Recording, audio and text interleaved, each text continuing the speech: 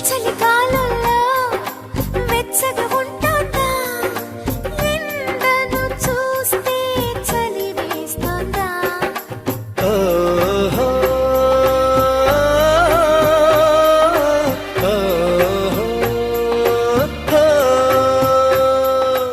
ఎదురుగా నువ్వున్నా విరహం పుడుతోంది ఏ నిజమైన కలగా ఉంది విసుగేతో కలిగింది దిగులేతో పెరిగింది అసలేతో